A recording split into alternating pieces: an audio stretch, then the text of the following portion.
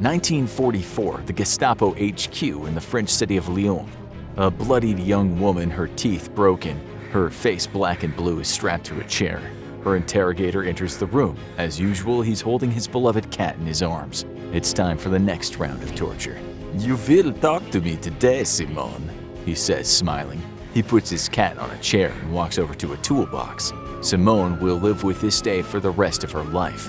The man, who sounds something like a James Bond villain, is Klaus Barbie, aka the Butcher of Lyon. His crimes would go on for decades. The atrocities he committed with the Nazis were just the beginning of a long career as an interrogator and torturer. And what's more disturbing is the fact that he managed to stay out of the clutches of the law because he had some help from the apparent good guys, perhaps the best help a man could have. His benefactor was none other than the government of the USA. You heard that right. And if that surprises you, this same man was also once friends with the king of cocaine, Pablo Escobar, not to mention some of the most rotten dictators this world has ever seen. Yet this is a complicated tale and one that sounds like fiction, but we've done our research. It's true. And it's such a shocking expose that there were a fair few people that hoped the story would never come out. The woman in that intro was named Simone Lagrange. She was just 13 when she endured 8 days of torture at the hands of Barbie, something that she would later testify to. Suspected to be a member of the French resistance, Barbie beat her within an inch of her life, hoping she might give up her friends. Each day he'd enter the room where she was tied up, often carrying his pet cat. She later said he seemed to take great pleasure in the torture, saying his smile was like a knife blade. He was a sadist, a maniac, armed with a toolbox of weapons. Lagrange said he busted her up good, one time breaking a vertebrae in her back with a spiked ball on the end of a stick. She wasn't the only one to suffer at the hands of this madman. A French Jew named Lise Lesèvre later testified that she was interrogated and tortured for days on end before being sent to Ravensbrück concentration camp. Barbie took pleasure, a pleasure that was astounding in torturing, she said, adding that he hung her up by her wrists for 10 days while doing the unimaginable to her. To make matters worse, both her husband and her son were gassed by the Nazis at the Auschwitz death camp. And Nathalie Léger met him too in France. She later testified, "He had the eyes of a monster. He was a savage. My God, he was a savage. It was unimaginable. He broke my teeth. He pulled my hair back. He put a bottle in my mouth and pushed it until the lips split from the pressure." She said she could never forget those eyes, which were imprinted in her mind forever. She actually later lost the use of her sight as she starved in a Nazi death camp. How does the man end up this way? We hear the word monster, but we're also familiar with the term the banality of evil. The Butcher of Lyon once had been a kid. He, like everyone else, had played in the park, ridden his bicycle with his friends, celebrated Christmas with his family. But somewhere along the line, he became as close to evil as one can imagine. So what happened?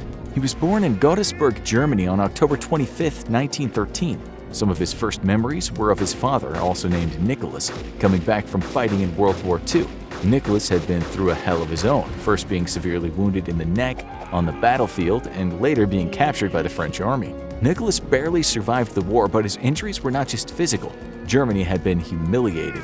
He had been humiliated. He came back with that look in his eyes, what you might call the 1,000-yard stare. He took straight to the bottle, beating his wife, Klaus, and his brother, screaming at them about how much he detested the French. Suffice to say, this had a profound impact on Klaus Jr.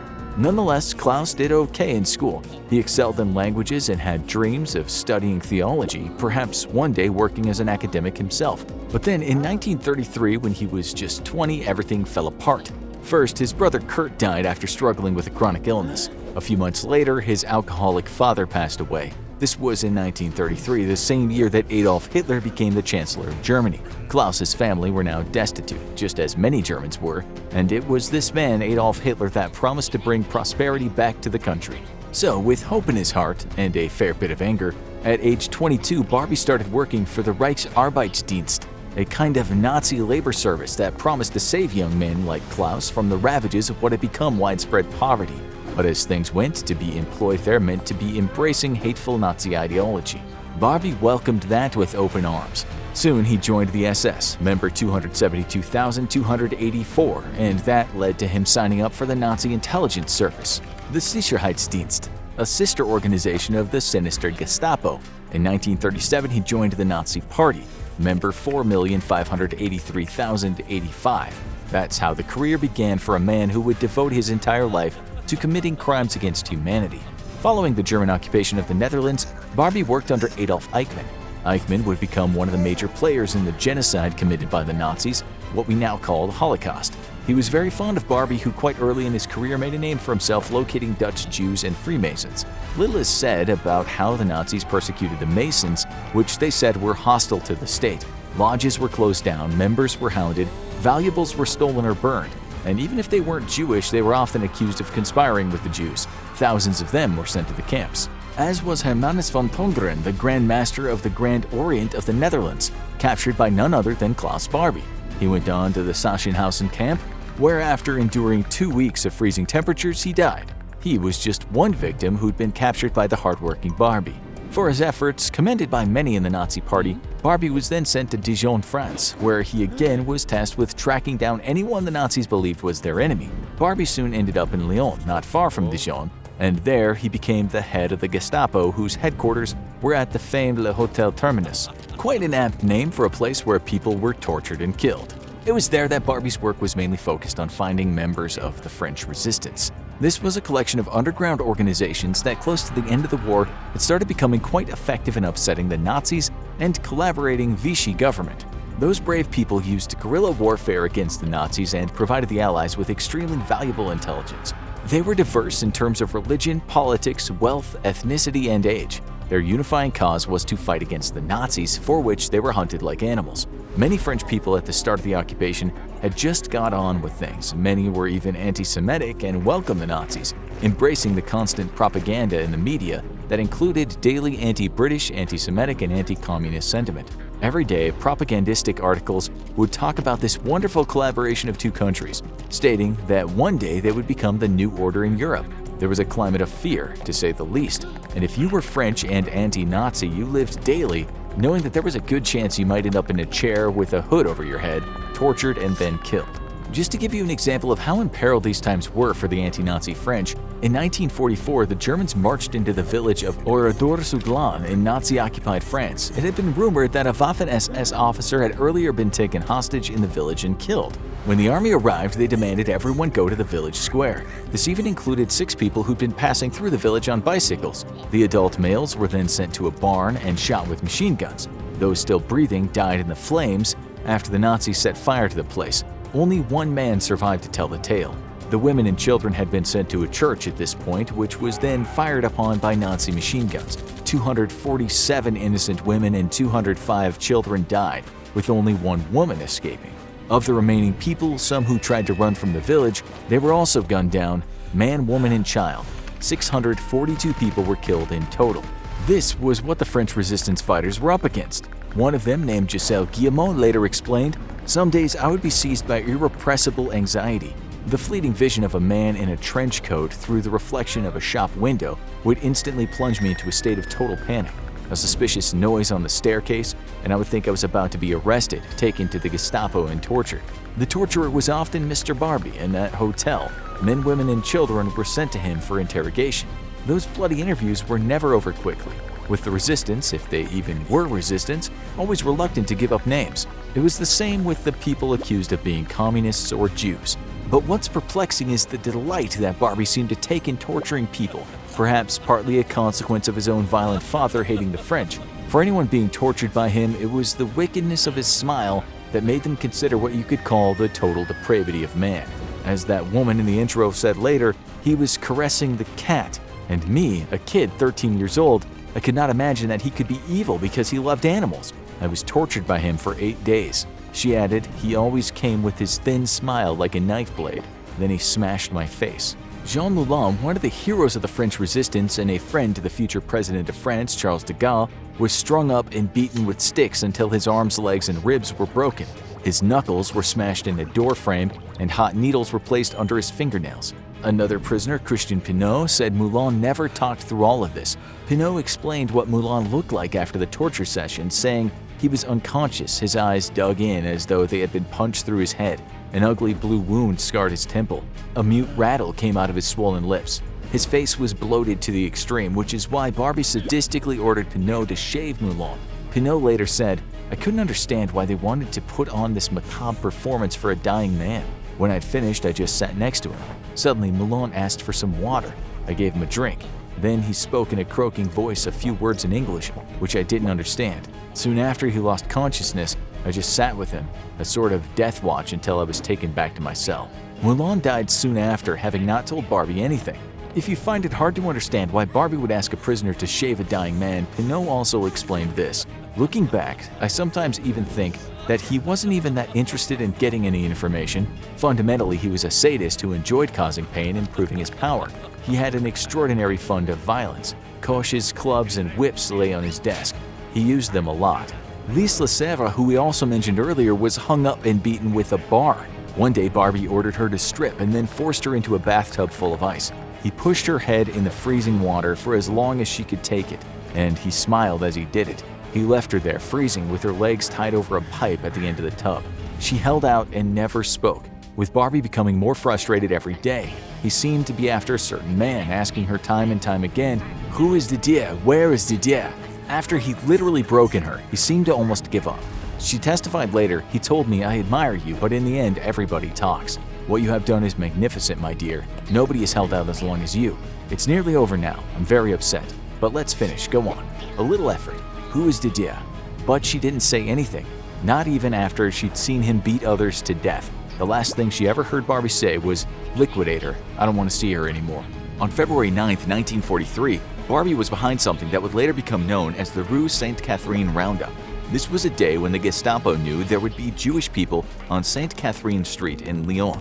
Jewish refugees were going to be there that day to receive assistance from some kind-hearted local folks. 86 Jewish men and women were rounded up, with 83 of them being sent to death camps. At one point, Barbie had scores of people in one room, each of them not knowing how much time they had left on the earth. Some people convinced Barbie that they weren't in fact Jewish. They subsequently were let go, but many years later they would speak at a trial and explain how Barbie was the main man in the roundup. The others were put into 2 trucks and sent to a temporary prison, and from the 83 that ended up in the extermination camps, only 3 survived to tell the tale. Adolf Hitler saw this as a great achievement. For the roundup and for the capture of Mulan, Hitler awarded Barbie the first-class iron. It's hard to say how many people were killed by Barbie or died because of them, but the number has been put at 4,000, 44 of whom were Jewish kids taken from an orphanage in the town of Iju. A witness who saw the Nazi truck arrive and Barbie and his men get out escaped by jumping through a window. She later recalled, "I heard the cries of the children that were being kidnapped, and I heard the shouts of the Nazis who were carrying them away. They threw the children into the trucks like they were sacks of potatoes. Most of them were crying, terrorized. They were put on trains heading to the death camp, and not one of them returned." A survivor later talked about seeing the kids arrive at the camp. At the time, he wasn't aware of what was happening, and he asked another prisoner what the Nazis would do with a bunch of kids. After all, they were too young to work. This was the reply he got. "You see that chimney? The one smoke never stops coming out of? You smell that odor of burned flesh?" The Iju orphanage would one day come back to haunt Barbie, but much would happen in the meantime. All these people would likely have survived the war had Barbie not found them.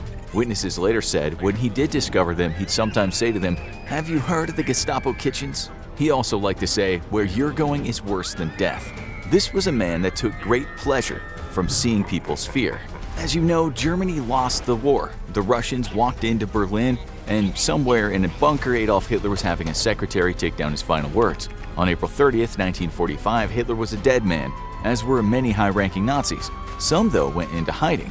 The war in Europe was over, and Japan soon surrendered after 2 devastating atomic bombs were dropped on Hiroshima and Nagasaki. In the region of 75 million people died because of this war. People hoped that the now nightmare was over, but a new nightmare was just beginning. As people were still in recovery from the war, officials in the West were talking about the new threat of communism. At the time, higher-ranking Nazis were busy trying to avoid detection, but Klaus Barbie's name was already in the hands of the French authorities. Barbie had seen to it that many people who had first-hand knowledge of his crimes were killed, but there were still many people whose testimony would result in him hanging by a rope. He had fled from France to Germany, whereupon it seems at first he was recruited by British intelligence. That was after taking a beating, and for once him being on the other end of the interrogation. What he told the Brits was useful information, such as which SS officers might be of use to them. Remember, Barbie knew who was who in Germany and France, including who the secret communists were. This made him a prized asset. It seems his activities with the British were short-lived, and soon he was working with the U.S. Army Counterintelligence Corps, or CIC, after being captured during Operation Selection Board. He might have been working for both the Americans and the British, it's hard to say, but his relationship with the U.S. would span decades. These different agencies already knew some things about his war activities, but it was decided it was better for them if Barbie worked as a spy than give him to the French. U.S. officials told him if he worked for them, he would live very comfortably and get hundreds of dollars for his anti-communist work. He was secretly housed by the CIC and asked to spy on people the Americans thought might be working for the Soviet agencies, the KGB and the GPU. On April 1, 1950, his name appeared on a search and arrest list that had been given to the German police. Barbie was informed about this by a friend who was a German cop, so he went to the Americans and aired his concern. He said something along the lines of, "Hey, I'm working for you now, make my name disappear." A file in the U.S. National Archives said suspending his activities, they nevertheless kept him on the payroll in order to keep him under control and undercover while a frantic debate went on as to his disposition. But soon the French Ministry of Interior was on the case, telling the Americans they wanted this man for war crimes. It seems at this point the Americans were in a bit of a conundrum. According to that National Archives file, Barbie already knew too much about German spies who American intelligence had planted in communist organizations all over Europe. If they were to hand Barbie over, he might perhaps talk a bit too much and ruin some precious operations. It was also a bit of an embarrassment to the US that they'd hired a war criminal. The file explains what happened next, stating in 1951 the CIC sponsored his escape to South America via a rat line operating through Italy. Rat lines were the escape routes that many Nazi war criminals used after the war, including big names such as Joseph Mengele, aka the Angel of Death. The rat line for Barbie was partly created by US intelligence. They also got some help from another tyrant on their payroll. In the meantime, the French were not happy at all, telling the Americans to hand Barbie over to be executed. They had sentenced Barbie for his crimes in absentia, meaning he was absent at the sentencing. Things got political, with the French telling John J. McCloy, the U.S. High Commissioner for Germany, that this was not what countries should do. McCloy refused to budge. If you're wondering how such a thing could happen, it was basically because in the grand scheme of things, one man hanging on a rope in France didn't mean much to the U.S., but having a valuable spy talking about American intelligence activities was extremely important. Years later, the U.S. admitted what its intelligence services had done following an investigation by the Justice Department. In a statement the DOJ wrote, they were acting within the scope of their official duties. Their actions were taken not for personal gain or to shield them personally from liability or discipline, but to protect what they believed to be the interests of the United States Army and the United States government. Keeping Barbie away from the clutches of the French was for the so-called greater good. You might disagree with this when you see what this monster went on to do, which you'll have to admit was pretty extreme even when compared to his Nazi career. By the way, the Justice Department admitted that while U.S. intelligence had acted in the interest of the country, what had happened was still wrong. The DOJ also said it's a principle of democracy and the rule of law that justice delayed is justice denied. If we are to be faithful to that principle, and we should be faithful to it, we cannot pretend that it applies only to within our borders and nowhere else. The department said the U.S. expressed regret and should be a priority now to help France get Barbie. As the saying goes, too little, too late. So Barbie needed to get out of Germany. To do that, U.S. intelligence contacted a Croatian priest named Dr. Krunoslav Draganovic. Draganovic helped hundreds of Nazi war criminals escape to South America via rat lines. He also was working for the U.S. Counterintelligence Corps. He was a murderous fascist and a member of the Ustaše, a Croatian fascist organization that was also responsible for the deaths of hundreds of thousands of people, mostly Orthodox Serbs but also Jews. The U.S. knew this, but with Draganovic being so rapidly anti-communist, he was an asset. He was employed by the CIC and later the CIA to help America fight communism. After many years of working together, the CIA eventually cut ties with Draganovic, stating that he was not amenable to control, too knowledgeable of unit personnel and activity, demanded outrageous monetary tribute, and U.S. support of Croat organizations. If you were to ask a U.S. intelligence agent about his job, he'd say, "It's complicated." Things might seem less complicated when we tell you that as a part of something called Operation Bloodstone, the CIA covertly hired quite a lot of high-ranking Nazi intelligence agents to work for the agency all over the world. They'd committed war crimes, of course, but when on the U.S. payroll, they needed protecting. There's even a CIC memo that gets talked about the cost of sending Nazis and other war criminals through the rat lines. It goes, the 430th CIC detachment has been operating what they term a rat line evacuation system to Central and South America without serious repercussions during the past 3 years. At the cost of approximately $1,000 each adult, 430th CIC is transferring evacuees to Italy, where they are provided with legal documentation obtained through devious means there. So, off Barbie went for a grand destination Bolivia, where he settled in a lovely little city called Cochabamba at the foot of the Andes Mountains. Known as the City of Eternal Spring, this was a wonderful place to lay your hat compared to war-torn Germany. Barbie had landed on his feet, that's for sure, and my God would he play a big role in shaping his new home. His history of violence and spying made him an attractive prospect for ungodly future employers. What we mean to say is Barbie became a friend to dictators and drug lords. It should be known that during this paranoid period in history, the US was always willing to give a helping hand to any human rights violating dictator if, of course, that helped stop the rising tide of communism. It seemed that Barbie rubbed shoulders with the ultra-right wing of Bolivia, winning favors with them by occasionally teaching such men how to properly spy, interrogate, and torture. So in a way, Barbie was once again working on the side of the US. He did just that under the extremely oppressive government of René Barrientos, who was in power twice from 1964 to 1966 and then from 1966 to 1969 after becoming leader by way of a military-backed coup. Barrientos was no fan of leftist ideology, and he was more than willing to violently oppose anyone who went against him, such as the Argentine Marxist revolutionary named Che Guevara, a man whom Barbie would later brag he helped the Americans hunt. Guevara had been trying to overthrow the military dictatorship in Bolivia, which made him a threat not only to the tyrants in power, but also a threat to the US. On October 8, 1969, the Bolivian forces backed by the Americans fought with Guevara and his guerrilla army. Guevara was dead a day later, his hands removed, and his body buried in an unmarked grave. The Americans were happy, but we can only speculate if the CIA knew that Barbie had anything to do with it, if Barbie's bragging had been based on reality. The documentary film My Enemy's Enemy suggests that the capture had actually been orchestrated by Barbie and then the CIA working in collaboration. The film asserts that indeed the CIA had once again asked for Barbie's help, and that's never been admitted to in an official capacity. The filmmaker said he'd done his investigating, telling a British newspaper the Che claim came from several sources. I think it makes total sense when you understand what Barbie was doing and who he was working for in the Bolivian military, and how they admired him as a Nazi officer, and what he had done in the war.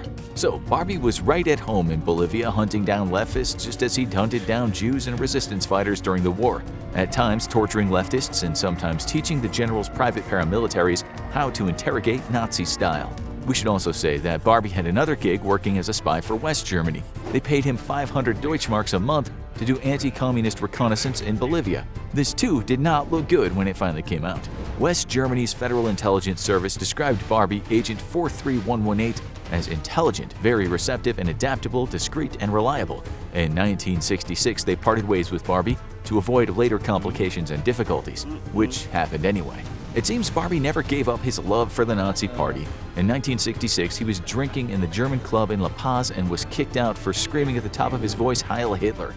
Another person at the club at the time was the West German ambassador, who, let's say, felt a bit embarrassed. People close to Barbie later backed this up, saying he never fully gave up being a Nazi and always expressed that, given a chance, he'd like to help Mengele and Eichmann. Mengele died in a swimming pool in 1979 in Sao Paulo, but Nazi hunters did eventually get to Eichmann, who was hanged in Israel in 1962. As you can see, the Butcher of Leon was a very useful asset to many different organizations, but he was really close to the next Bolivian dictator, Hugo Banzer. This was a time of massive bloodshed in Bolivia and all over South America, thanks in part to the US secretly helping tyrants gain power through Operation Condor. It was a time of utter terror featuring dictators who were only too happy to remove the eyes of anyone who started talking about improving conditions for peasant farmers and the working class. It was through Operation Condor that Banzer violently rose to power after deposing the left-wing leader, Juan José Torres. Torres wasn't a communist, but he did talk about unions, inequality, that kind of thing. That might have sounded a bit too commie for the US's liking. Torres had to go, and he went with some brutality, later being assassinated while in exile, likely a part of Operation Condor. As you can now understand, Barbie was more than made up about Banzer coming to power. Together, they formed a lasting relationship, oppressing and sometimes disappearing activists, journalists, and anyone who talked about lefty stuff. Documents also show that to help with these right-wing coups, Barbie arranged to bring weapons, including tanks, from Europe to Bolivia. He was useful indeed, but make no mistake, it wasn't a real friendship with Banzer. It was just a dirty, rotten business of politics. One document states that Bonser considered selling Barbie to France, which he thought would gain him political leverage, money, and weapons. Moving on, Barbie was then teamed up with a neo-Nazi paramilitary guy named Alvaro de Castro. When Castro was arrested some years later, he admitted that he and Barbie had done a bit of drug trafficking and also trafficked weapons from Europe to Bolivian drug lords. At this time in the 70s, the USA's hunger for cocaine had created one of the biggest businesses on the planet. If only Barbie had been given up earlier, but he wasn't done yet. Being as connected as he was and so well versed in extreme violence, Barbie did some business with Bolivia's biggest drug lord at the time, Roberto Suarez Gomez, aka the King of Cocaine. This guy made hundreds of millions of dollars from getting peasant farmers to grow cocaine for pennies, after which he sold to Pablo Escobar's Medellin cartel, who then shipped it to the US. Gomez was considered to be the biggest coke producer on the planet, so big he later financed yet another coup in Bolivia, this one becoming known as the cocaine coup. Barbie worked for such drug lords doing security, and you have to admit, he certainly had the resume. The Escobars and Gomez's of this world were continually hunting for their enemies, be it other traffickers or spies. They often tortured suspects, so you could say a former Nazi chief interrogator was a pretty good man to have on your team. Moving on again, Barbie became close to Escobar when he started doing his security for the transportation of Bolivian-grown coke to Colombia. For that, Escobar, a man with limitless cash, funded Barbie's anti-communist work. In a way, this even made Escobar a US friend, not just Barbie. All this time, not many people knew Barbie by his real name. He'd been using the alias Klaus Altman. But then, in 1971, it seems his identity was revealed, and later some documents were discovered by French Nazi hunters. Soon, a photo of Barbie appeared in the French media. Well, if it ain't the Butcher of Leon, said a lot of people. Barbie was subsequently held in a Bolivian prison for his own protection, and by this time, no one was there to help. Still, there had to be more proof. Was this guy really the butcher? Some French journalists went to Bolivia to interview him. He denied the charges, and when shown photographs of some of the people he tortured, he denied he ever seen them. This went out on French TV in 1971, and at that point some of the people he'd hurt were still alive and well. It's him, thought Simone Lagrange, as she watched the clip in horror. It was the beast that she can never forget. Still, Bolivia wouldn't extradite him. Not that they could anyway, as he still denied who he really was. And you can be sure the US, West Germany, and the UK were keeping their mouths shut about all this. He was an embarrassment in the making. The New York Times even turned up at his house, with the journalists later being asked nicely by a bunch of armed men if they could quietly leave. Remember, Barbie wasn't just friends with the world's most powerful drug lords, but he'd also helped monstrous tyrants get to power and keep their power. It wasn't going to be easy to send him back to Europe. The years passed, and then in 1983 a democratic government won in Bolivia. These people were no friends to Nazi criminals. Barbie was arrested allegedly for some money he owed, but much to his shock he was soon sitting on a plane in handcuffs heading back to France. On February 7, 1983, the newspaper Le Monde ran the headline on its front page, "He's going to pay at last." Angry crowds were there to meet him at the airport, with reports stating some people had gone there to kill him. A woman who he'd sent to Drancy internment camp had brought a .22 caliber rifle for his arrival, but it seems her shot missed. The New York Times wrote at the time, at Leon Airport, where a crowd had gathered in expectation of Mr. Barbie's arrival, the police arrested a 44-year-old woman carrying a carbine under a white sheet. The police did not identify her, but said they understood that she had spent time in a concentration camp during World War II. This is when the Justice Department started investigating the situation, and you already know the outcome of that. Oh, sorry France, we messed up. Commies, come on, those damn commies. It also turned out that the FBI had 85 pages of files from 1972 to 1987 on a man not named Klaus Altman but Klaus Barbie, so they knew who he was all along. Many of the first-hand stories you've heard in the show were taken from the trial. He maintained throughout that they'd got the wrong man and he was Klaus Altman. On the 26th of May 1987, he went face-to-face with some of his victims, after which he said, "I have nothing to say." A journalist wrote about one particular moment during the trial, saying her eyewitness account made the courtroom cry. This was a woman who said Barbie had forced her to watch as he ordered his men to beat her father to death. After that, she was sent to a death camp. The prosecution had a long list of atrocities that Barbie had been involved with, including capturing those orphans, a massacre of 22 hostages in a basement of a Gestapo building, an execution of 42 people who'd been involved in an uprising, and of course all that torture he'd done to people. But there was a problem. France had a statute of limitations, and for that reason all those charges could be dropped. He was no longer officially guilty for the crimes for which he was convicted in absentia of all those years ago. Too much time had passed. There was one thing the prosecution could do, though, and that was to charge him not for individual offenses or murder and such, but for committing crimes against humanity.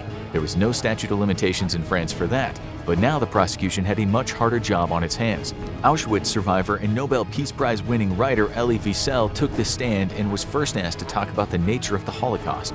Barbie's French lawyer Jacques Vergès, defending the indefensible, later asked Wiesel what he thought about the Algerian kids that had died in French internment camps. Wasn't that a crime against humanity, or was it just war? After all, no French generals had been hanged for war crimes. Wiesel told Vergès that he knew nothing about the French camps. He'd been in the US when that happened, to which Vergès roared, "I conclude from it that the deaths of these children were silent. Their cries did not cross the Atlantic, let alone the Mediterranean. You are an American citizen. What do you think of the fate of the children of My Lai, of whom the murderer today is still free? If you didn't know, US troops committed various war crimes in Vietnam, and one which was now called the My Lai massacre. No one was put to death because of it, or barely punished. Even if those crimes were a form of inhuman brutality, it didn't mean Barbie wasn't a war criminal." Then people started whispering, if one atrocity isn't a war crime, then does that mean the other thing isn't? Legally speaking anyway? Could Barbie the smiling torturer be innocent of crimes against humanity in view of what France had done to people, or even what the US had done to people during wartime? One writer asked, was imperialism a crime against humanity? On the last day, in his final statement, Vergès said, "Does crime against humanity only force emotion or merit commemoration if it hurt Europeans? Would there be a death in a hierarchy that made the distinction between the dead dignified by memory and those dignified by being forgotten?" This is a question some people have been asking ever since about various other bloody, brutal conflicts, but was it going to work for Barbie? At the end of the trial, Barbie said, "I have some words to say. I did not commit the raid in his youth. I fought the resistance, and that was the war, and today the war is over. Thank you." It took 6 hours for the jury to come to a decision. Yes, they agreed Barbie was a war criminal and he had a major role in one of the most inhumane things that has ever taken place on the planet. He was found guilty of crimes against humanity, and the judge told him he'd be spending the rest of his days behind bars. He did not spend too long there, dying in prison 4 years later, age 77, from leukemia and spine and prostate cancer. Now you need to watch why Nazis were terrified of the Devil's Brigade, or have a look at worst war crimes committed by the United States during World War II.